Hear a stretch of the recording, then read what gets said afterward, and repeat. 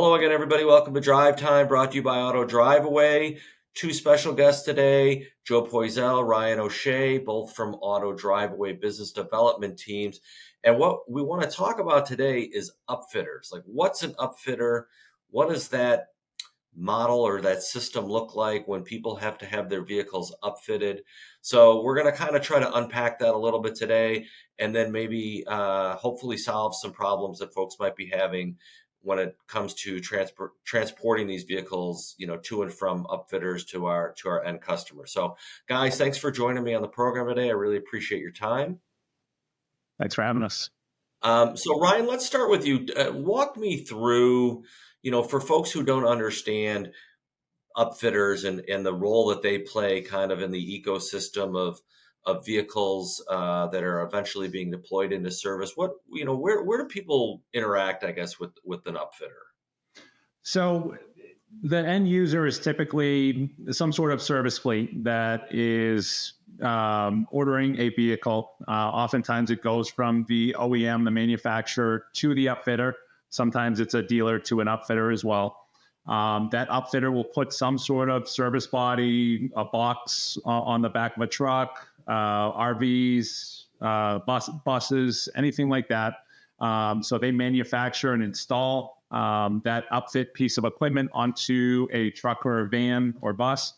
And then ultimately, after it's completed at the upfitter, that vehicle is then moved either to a delivering dealer or hypothetically to the end fleet. So that is really kind of the life cycle of the vehicle is made by the OEM, then delivered to the upfitter, and then ultimately is delivered to the end customer.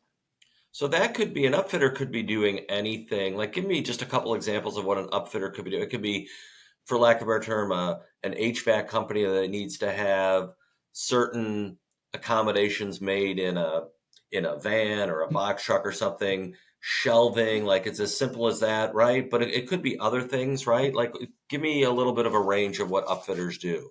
So they could be doing anything from putting a body on a step van that's used for parcel deliveries. We work with tree companies that are putting buckets and lifts on the back of trucks that are used to cut down trees. We work with upfitters that are putting boxes on the back of box trucks that are used for delivery or moving purposes. So we work with several different types of upfitters, and it's really, the job of the upfitter is really to customize their piece of equipment to the use case for their customers. Right. So Joe, so I think about vehicles are coming off, an OEM, a manufacturer, standard, right? And now I have a company and my vehicle needs to be specialized or customized for me. What are the challenges then that either the upfitter or the customer face in terms of getting that vehicle from point A to B to C? Yeah, so several different challenges. First of all is how quickly this can be done. And that's where we really shine in the market. Typically, we have about a 5 business day turnaround time, which certainly beats the industry. But not only the time, but how smooth we are with communication. Everybody wants to know where their vehicle is. And that's where our team really shines with giving pretty much instantaneous updates effectively and certainly a lot faster than what we're hearing than some of our competition. Also, trust is a big factor. They are trusting us to go ahead and get this done and doing it safely and in a timely fashion. So those are really the key ingredients: is how quick, effective communication, as well as the trust factor. So who is Auto Driveaway's customer? Who are we partnering with in that manufacturer to upfitter to end user? And is it all of the above? And where do we kind of play a role? So we work with a number of different kind of endpoints, if you will. So in some cases, upfitters will be the ones that are managing the transportation to their customers. Other times it is the end fleet or the fleet manager that's directing the upfitters to say, hey, let's use Auto Driveway to get this delivered. So it could be any number of cases, but we work with both. So we work with end fleet managers as well as upfitters. Sometimes fleet management companies also kind of work with us to say, Auto Driveway, why don't you pick up this vehicle and have it delivered? There's also the possibility that we're doing title and registration en route if there's certain inspections that are needed. That's another benefit, that we can get that done so that end fleet driver doesn't have to go out and get, VIN inspections, weight slips, things like that on their own. We can kind of get it done en route to alleviate some of the hassle of the title and registration process. And are there times, am I right? Are there times sometimes when we're even storing these vehicles, maybe if there's a lag in between when the upfitting is complete and maybe when they need to be deployed? Is that another service we might offer? Absolutely. And in a lot of cases, depending on who the upfitter is, there may be limited space. So if they're, completing manufacturing on their upfit on the vehicles, there may not be a ton of capacity for them to store the finished product. So we work with a couple large upfitters in the Indiana area to store step vans that come off the line at Utilimaster and Morgan Olson. So because the quantity of vans coming off the line is so great, we assist with storage there. We've been approached by certain bus upfitters that have limited capacity that complete a large number of buses to see if we're able to assist. And the fact that we have 40 office locations, all with storage across the country, really kind of gives us that network of storage locations to assist a number of upfitters that may have more than one manufacturing location.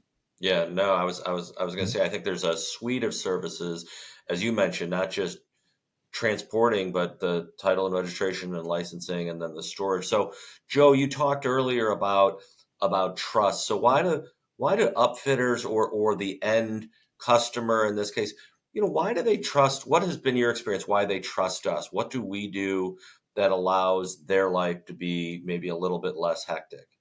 Sure, absolutely. One of the first things that I'll ask is, what are their challenges? That's what we need to know so that we can offer a solution. We just don't want to go in and sell. We want to be problem solvers. So based on the response from the customer, and it could be they may have trouble getting drivers, or they may have trouble with the vendor that's not communicating effectively. And at the end of the day, being able to present our insurance coverage, our company history, how many drivers we have, how many staffed offices we have, and just as important to that is our company culture.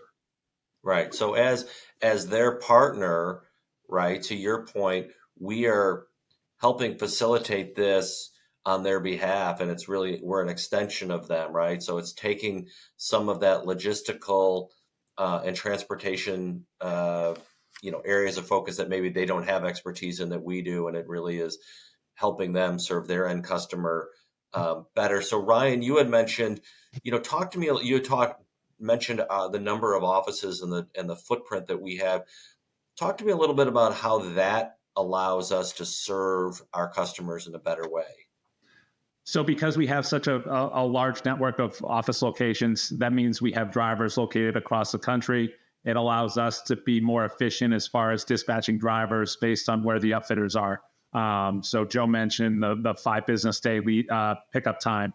That allows us to kind of move quickly and swiftly when upfit vehicles are completed and need to be transported to the end customer.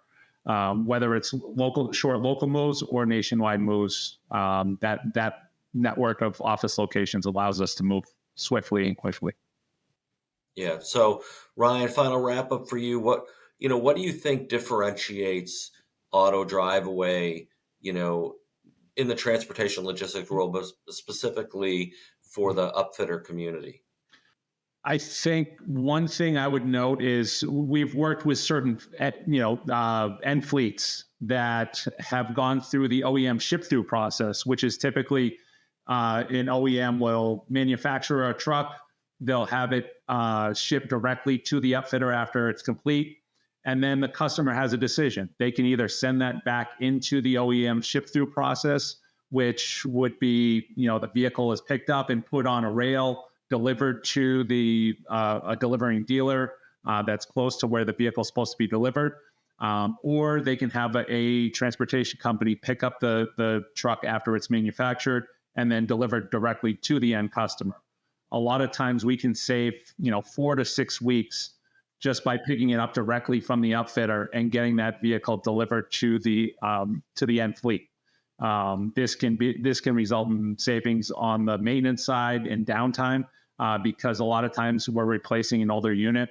So getting that new unit to the fleet in a more timely fashion can result in a lot of time efficiency and cost savings. So I think it's all about communication and building that relationship. So when I think about upfitters are in the manufacturing and installation of various components to vehicles. They don't want to be dragged into transportation. They want a company that's going to take that burden off of them, communicate with the end customer, communicate with the OEM, and really be that partner that is someone that they can trust, that they're going to pick up the trucks or the vans or the RVs when we say we're going to, get them off their lot so they continue manufacturing and installing their upfit pieces to the vehicles. So really taking that burden off their plate and communicating and delivering operationally is really what differentiates Auto Driveway. Yeah, no. Well, guys, thanks for sharing your insight and your wisdom, and it's a really interesting market, I think, that a lot of people don't think about, and I'm glad that we're able to do this and get the word out there about how Auto Driveway and Upfitters partner together. So thanks for your time.